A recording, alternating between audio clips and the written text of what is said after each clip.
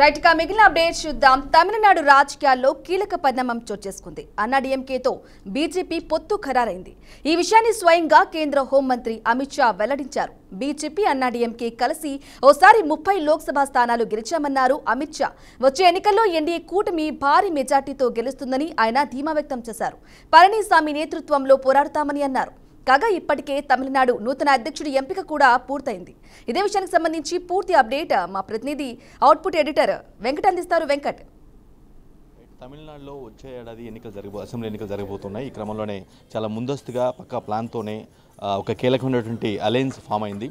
BJP AIADMK అక్కడ ప్రధాన ప్రతిపక్ష పార్టీగా ఉంది. బీజేపీ ఇప్పుడిప్పుడే ఎదుగుతున్న పార్టీ. సో ఆ పార్టీకి ఇండివిజువల్గా పోటీ చేసి గెలిచేంత పరిస్థితి లేదు కాబట్టి ఖచ్చితంగా ప్రధాన ప్రతిపక్షంగా ఉన్నటువంటి అన్నాడీఎంకే పార్టీతో పొత్తుని ఖరారు చేసుకుంది. ఈ పొత్తుకు సంబంధించి ఈరోజు చెన్నైలోని ఒక పార్టీ హౌస్లో అన్నాడీఎంకే ఎవరైతే చీఫ్గా ఉన్నారో పళనిస్వామి, మాజీ ముఖ్యమంత్రి ఆయనతో, అదేవిధంగా బీజేపీ ప్రస్తుత రాష్ట్ర అధ్యక్షుడు అన్నామలైతో కలిసి కేంద్ర హోంమంత్రి అమిత్ షా ఒక ప్రెస్ మీట్ పెట్టి కీలక ప్రకటన విడుదల చేశారు. వచ్చే ఎన్నికల్లో ఖచ్చితంగా అన్నాడీఎంకే బీజేపీ కలిసి పోటీ చేస్తాయని, తమ సీఎం అభ్యర్థి పళనిస్వామి అంటూ స్పష్టం చేశారు. అంటే జనరల్గా సీఎం అభ్యర్థిపై కొంత డైలమా కొనసాగిస్తూ ఉంటారు కొన్ని పార్టీలు, కానీ ఈసారి అలా లేకుండా ముందుగానే స్పష్టంగా తమ సీఎం అభ్యర్థి ఎవరు, తమ కూటమి ఏంటనేది పూర్తిగా కేంద్ర హోంశాఖ మంత్రి అమిత్ షా ప్రకటన చేయడం జరిగింది. నిజానికి లాస్ట్ 2021 ఎన్నికల్లో కూడా ఈ రెండు పార్టీలు కలిసే పోటీ చేశాయి.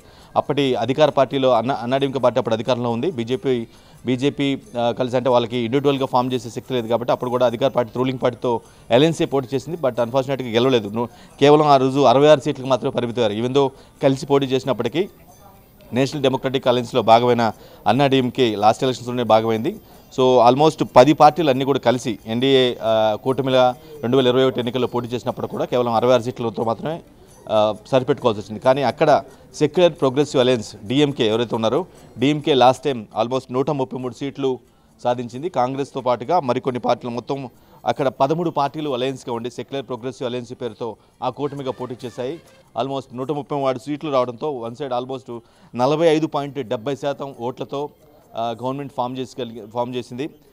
ఇక్కడ వీళ్ళకి మాత్రం ఎన్డీఏ అలయన్స్కి మాత్రం లాస్ట్ టైం వచ్చింది కేవలం 39.29% మాత్రమే ఓట్లు వచ్చాయి. అంటే 40% ఓట్లు, almost half of the votes సాధించాయి. బట్ అధికారం దక్కించుకోలేకపోయాయి. కానీ ఈసారి త్రిముఖ పోటీ ఉండే అవకాశం స్పష్టంగా కనిపిస్తుంది. అఫ్కోర్స్ అధికార పార్టీ డిఎంకేకి కాంగ్రెస్ పార్టీ మెయిన్ పార్టీ ఒకటి ఉంది, వాళ్ళిద్దరు కలిసి పోటీ చేస్తారు, నో డౌట్. అందులో మేబీ ఇప్పుడు ఇంకా ఎన్నికలు కొంచెం టైం ఉంది కాబట్టి అలయన్స్ ప్రకటించనక్కర్లేదు. ప్రస్తుతం వాళ్ళు స్టిల్ ఇప్పుడు ఇద్దరు అలయన్స్లో ఉన్నారు కాబట్టి సేమ్ అదే సీన్ రిపీట్ అయ్యే అవకాశం కనిపిస్తుంది. దాంతోపాటుగా కొన్ని రీజనల్ పార్టీలు ఏవైతే ఉన్నాయో అవి కూడా ఈ సెక్యులర్ ప్రోగ్రెసివ్ అలయన్స్తో కలిసి పోటీ చేసే అవకాశం కనిపిస్తుంది.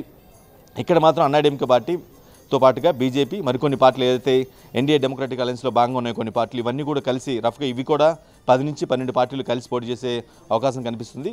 అయితే ఇక్కడ త్రిముఖ పోటీ ఖచ్చితంగా కనిపించే అవకాశం ఉంది. ఎందుకంటే టీవీకే పార్టీ, ఈ మధ్యన మనకు తెలిసిందే, టీవీకే పార్టీ అని తలపతి విజయ్, అంటే తమిళనాడులో పెద్ద ఫ్యాన్ ఫాలోయింగ్ చాలా ఎక్కువగా ఉన్నటువంటి యంగ్స్టర్ యువ హీరోల్లో ఈ విజయ్ ఒకరు. కాబట్టి విజయ్ టీవీకే పార్టీ అని స్థాపించారు.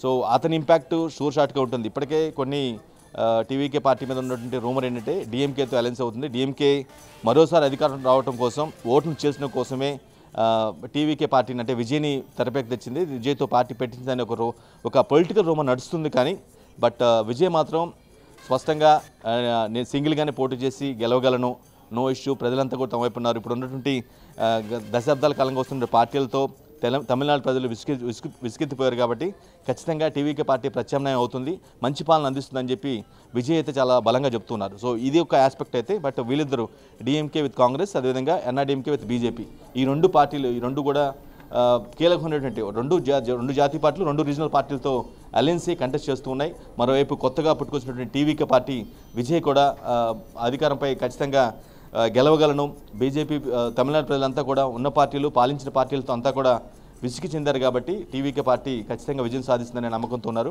ఓవరాల్గా త్రిముఖ పోటీ అయితే ఖచ్చితంగా ఉండే అవకాశం ఉంటుంది 2026 అసెంబ్లీ ఎన్నికల్లో. Right Venkat, thank you for the updates.